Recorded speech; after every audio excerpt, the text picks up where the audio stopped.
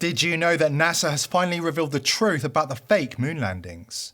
Mainstream media barely reported on the revelations, so most people remain none the wiser about what NASA has admitted in the last 12 months. The truth of the matter is, NASA has all but admitted the landings were fake, and anybody who works in the space industry or has any knowledge about rocket science has quietly accepted that the whole thing was a charade. So why the hell is nobody talking about this? Before we dive in, subscribe to the channel if you haven't already, and consider joining the People's Voice Locals community for exclusive uncensored videos. The link is in the description box below this video. We literally didn't go to the moon in 1969, and to this day no human being, American, Russian, Chinese or ancient Egyptian, has been past lower Earth orbit, which is about 1,000 miles above sea level. That's right, no human being has ever been higher than 1,000 miles above sea level. Except for those times we went to the moon, which is 240,000 miles away. And guess what? We did that in 1969, when a computer with the computing power of a TI-89 graphing calculator was the size of a house. Fast forward to today, over 50 years later, when an iPhone has more computing power than every single computer on Earth in 1969 combined. And yet, NASA claims that we can't go back to the moon because we have lost the technology to go to the moon. Apparently, it was destroyed, but they won't tell us how or why. I'd go to the moon in a nanosecond. The problem is we don't have the technology to do that anymore. We used to, but we destroyed that technology, and it's a painful process to build it back again. But going to Mars should be one of the next series of steps that humans do. The first step should be going back to the moon for a number of technical reasons and exploration reasons, and then after that, Mars, maybe high orbit in Venus atmosphere, maybe going to Europa. There's all kinds of targets to go to, places of interest in our solar system. The only limit to human future is in our own imagination. Seems legit, but it gets even worse. Tired of people asking to analyze the original moon landing tapes, NASA had to admit that they lost them. Then the story changed, and they claimed that they had to tape over the original moon landing tapes because of budget cuts.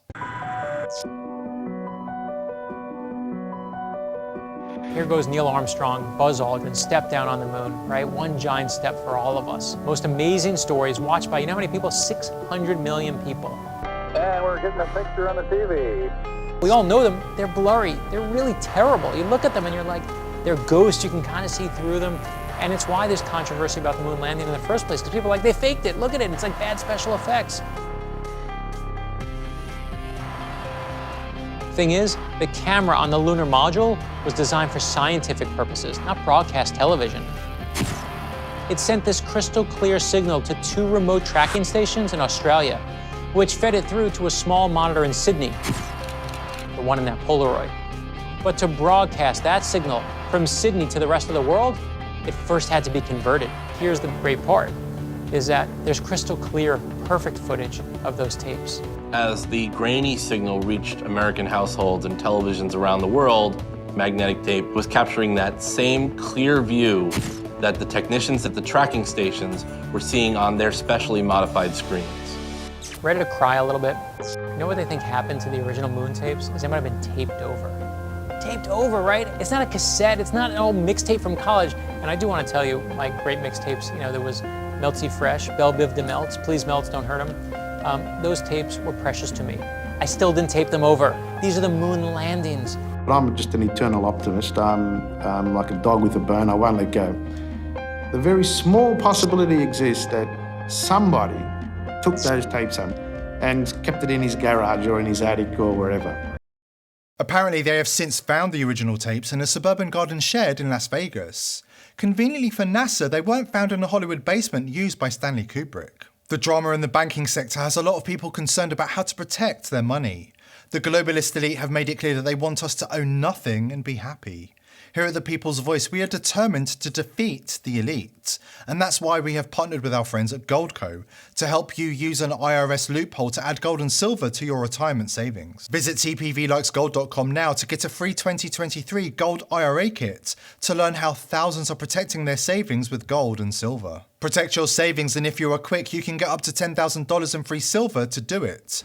Visit tpvlikesgold.com now. Let's be honest. How likely is it that NASA would actually tape over the original footage of mankind's greatest achievement?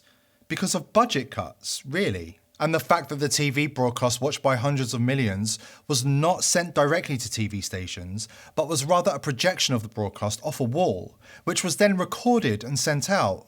Doesn't sound like NASA are covering their tracks or anything. Let's face facts. Everything that was done 50 years ago is 1,000 times cheaper and easier to do today.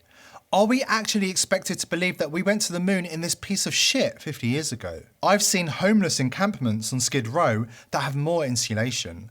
I've seen Met Gala costumes that look sturdier than that. It's all so implausible. Who shot the event from outside the capsule? How is the American flag waving? Why do the shadows look like they are the result of multiple light sources? Why is the letter C visible on one of the rocks, which happens to look like a prop on a film set? And don't forget about the time NASA astronaut Alan Shepard supposedly sneaked a golf club and some balls onto Apollo 14 and played golf on the moon. Hold on, how do you sneak a golf club onto a spacecraft when every cubic inch and ounce is accounted for?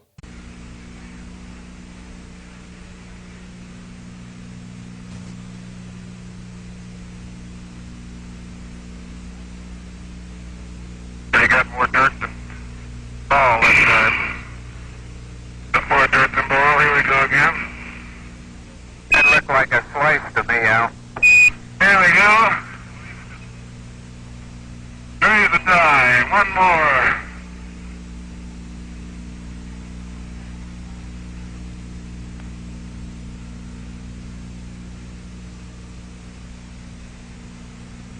Miles and miles and miles. He sneaked it up his arse, obviously. Really, let's think about this rationally.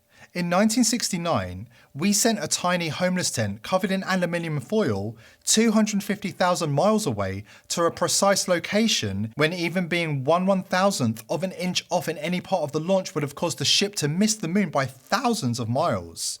And yet we landed it, we played golf, and now we can't even get humans past 1,000 miles above sea level. Perhaps the final word should go to Buzz Aldrin. According to Buzz, we didn't go to the moon at all. But he didn't stop there. Listen to what he says to the hundreds of millions of people around the world who were affected by the moon landing. It's called mass formation psychosis. The elite have been using this technique to brainwash the masses since 1969. Why has nobody been to the moon in such a long time? That's not an 8-year-old's question. That's my question. I want to know, but I think I know. Because we didn't go there, and that's the way it happened. And if it didn't happen, it's nice to know why it didn't happen, so in the future, if we want to keep doing something, we need to know why something stopped in the past that we wanted to keep it going.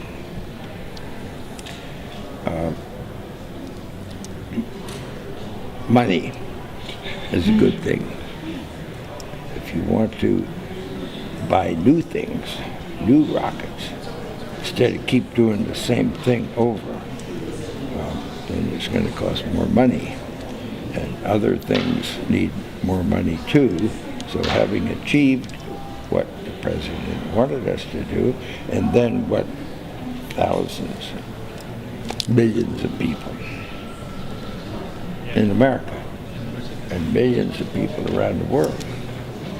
You know, when we toured around the world after we came back,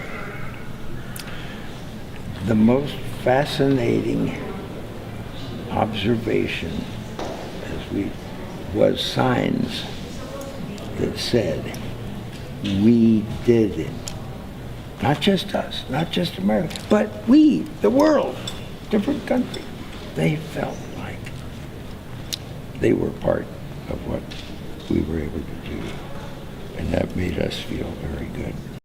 Please subscribe to this channel if you haven't already, and share this video with friends and family who could do with the information, and consider joining the People's Voice Locals community. The link is in the description box below this video. I hope to see you there. Are you interested in reaching a large and growing audience? The People's Voice offers a unique opportunity to promote your brand to an audience of millions of engaged viewers. If you would like to sponsor or advertise on our show, please email sponsor@thepeoplesvoice.tv.